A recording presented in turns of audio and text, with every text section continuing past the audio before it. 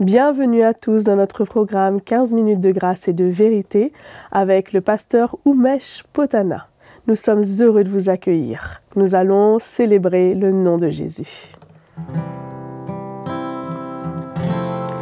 Enseigne-moi toutes tes voies, Seigneur. Enseigne-moi. J'espère en toi, Seigneur. Le cri de mon cœur, c'est de t'aimer et vivre tout près de ta main. Touche ma vie, enseigne-moi, enseigne-moi. Toutes tes voies, Seigneur, enseigne-moi. J'espère en toi, Seigneur. Le cri de mon cœur, c'est de t'aimer, vivre tout près de ta main. Touche ma vie. Enseigne-moi. Le cri de mon cœur, c'est de t'aimer, vivre tout près de ta main. Touche ma vie. Enseigne-moi. Touche ma vie.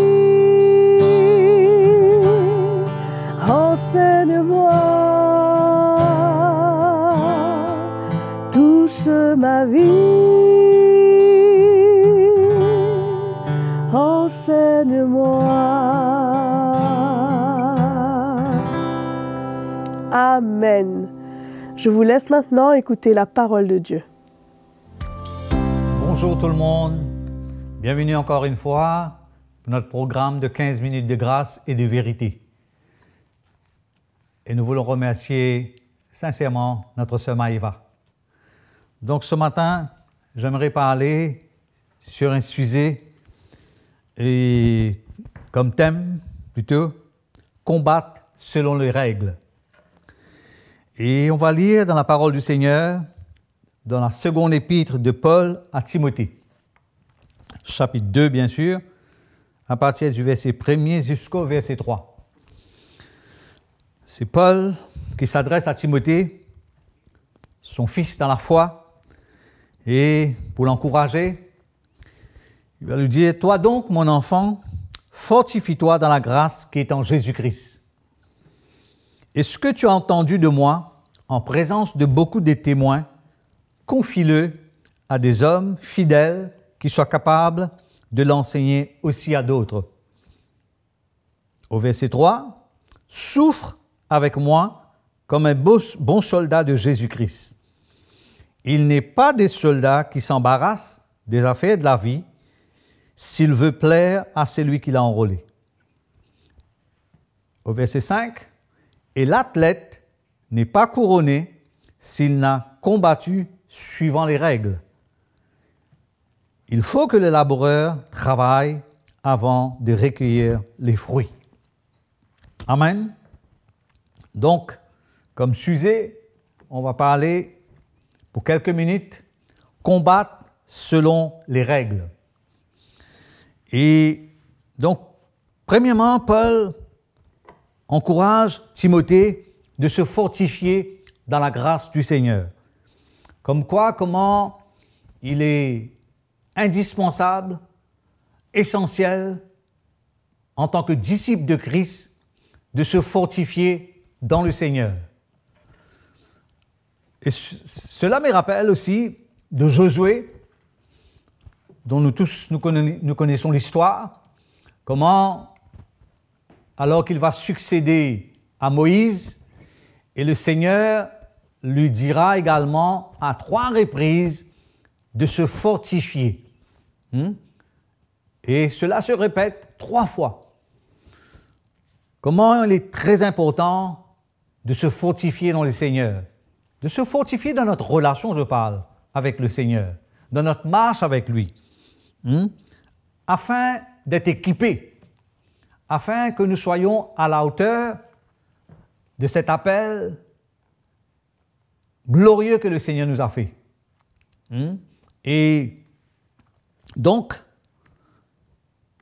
il lui dira, fortifie-toi dans la grâce qui est en Jésus-Christ. Et donc, pour continuer, nous allons voir 3 caractéristiques de 3 différentes personnes, si je peux dire comme cela, un soldat, un athlète et un laboureur. Souffre avec moi comme un bon soldat. Il n'est pas de soldat qui s'embarrasse des affaires de la vie s'il veut plaire à celui qui l'a enrôlé. Qui dit soldat, dit définitivement combat. Un soldat doit être prêt pour le combat. Il doit s'équiper. Il doit s'armer. Il ne peut pas aller au combat sans avoir les armes. Et être déterminé. Et également de ne pas se laisser, comme nous venons de lire, se laisser embarrasser par les affaires de la vie. Sinon, il met sa propre vie en péril et aussi beaucoup d'autres en péril, en danger. Il y a une attitude que le soldat doit adopter. Cette attitude d'être engagé et de faire de sorte qu'il marche et qu'il accomplit le devoir qui lui a été confié comme un vrai et un bon soldat. Et donc nous comprenons ici, en lisant la parole du Seigneur, en tant que disciples de Christ, nous sommes aussi un soldat. Et comme nous avons lu dans notre précédent programme, que la course chrétienne, c'est comme un combat, nous faisons face au combat, mais c'est l'Éternel des armées qui combat pour nous. Et ce soldat, il doit vraiment se donner à fond. Il ne doit pas y avoir des réserves, des restrictions, des limites. Au contraire, il doit se livrer totalement. Et cela me rappelle de David, le grand roi David. Alors que l'armée était partie pour le combat, mais lui, il est resté derrière. Et malheureusement, c'est là le moment où il va commettre, si on peut dire cela, comme ça, l'irréparable. Bien sûr, Dieu s'en chargera, Dieu va le relever, le restaurer. Mais comment le grand roi David, lui aussi, il était appelé dans le combat. Mais nous le savons, il est resté derrière et c'est là qu'il a commis une chute terrible dans sa vie. Mais grâce soit rendue au Seigneur, Dieu dans sa fidélité le relève, le restaure. Donc, notre première caractéristique, c'est un soldat. Un soldat qui part pour le combat. Il ne se laisse pas arrêter. Il ne se laisse pas intimider. Il est déterminé, résolu. Et notre deuxième caractéristique, c'est l'athlète. L'athlète n'est pas couronné s'il n'a combattu suivant les règles. Nous savons tous que dans un stade, il y a toutes sortes de disciplines que l'athlète doit respecter. Sinon, comment il peut être réduit à néant s'il ne respecte pas les règles du jeu? Encore une fois, le disciple du Seigneur est comparé à un athlète. Et nous savons que l'athlète aussi, il se discipline. Le mot disciple est dérivé du mot discipline. L'athlète ne peut pas se permettre de se lever quand il veut, d'aller faire, comment dire, les répétitions et tout, le moment ou l'heure qu'il veut. Nous le savons tous qu'il y a des heures qu'il faut respecter, il y a des abstinences, il y a une discipline quand même assez rigide. Donc, le disciple du Seigneur est comparé à un athlète. Et notre troisième caractéristique parle d'un laboureur. Il faut que le laboureur travaille avant de recueillir les fruits. Il ne peut pas s'attendre à une récolte s'il n'a pas sémé. Et il ne peut pas dormir quand il veut, se lever quand il veut. Comme j'habite dans la campagne moi-même, je connais, je sais, les laboureurs, tôt le matin, quand il fait encore noir, ils sont déjà dans le champ, ils travaillent. Donc, c'est quelqu'un qui est patient. Et en disant cela, je réalise, chacun d'eux ont des caractéristiques extraordinaires. Le soldat, lui, il endure. L'athlète, lui, il persévère. Et le laboureur, lui, patiemment, il attend la récolte. Donc, ce sont trois qualités très indispensables pour un disciple du Seigneur. C'est pour cela, j'aimerais nous encourager tous, comment il faut combattre selon les règles. Il y a des règles à respecter, sinon on sera quelque part disqualifié, éliminé, comme on le sait, surtout pour l'athlète principalement. Donc, mon encouragement en tant que disciple du Seigneur, voilà l'attitude qu'il nous faut vraiment adopter.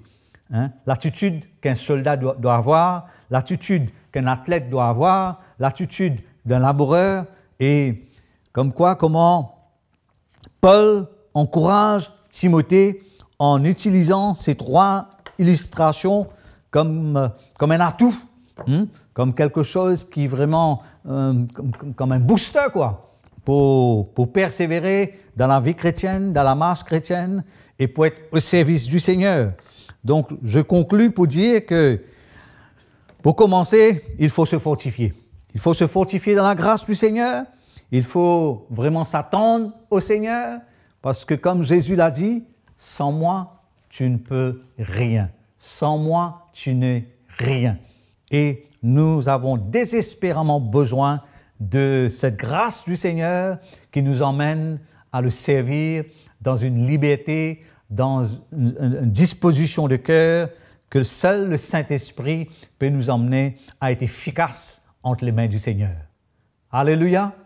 Donc, voilà mon encouragement, que le Seigneur nous aide, que le Seigneur nous emmène quelque part par son Esprit à mieux comprendre ce que c'est qu'un soldat, un athlète, un laboureur, et je ne crois pas que c'est au grand hasard que cela a été mentionné dans la parole du Seigneur, mais c'est pour nous illuminer encore une fois et pour nous faire comprendre comment on a besoin d'être déterminé, résolu, parce qu'il y a des embûches, des obstacles, des imprévus, des situations, des circonstances, des épreuves, et quand nous sommes vraiment déterminés à nous identifier comme ce soldat, cet athlète et ce laboureur, Dieu nous donne sa grâce pour continuer dans cette course.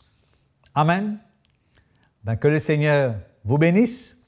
Ça a été une joie pour moi de partager ces quelques minutes avec vous et nous vous donnons rendez-vous pour la prochaine session. Au revoir et à bientôt. Nous vous remercions pour votre fidélité et nous remercions le Seigneur de nous avoir encore bénis aujourd'hui. Cliquez sur la cloche pour être averti des prochains épisodes. Abonnez-vous en cliquant sur le bouton abonner et n'oubliez pas de mettre un j'aime sur la vidéo et soutenez notre chaîne YouTube CTMI et notre programme 15 minutes de grâce et de vérité. À bientôt.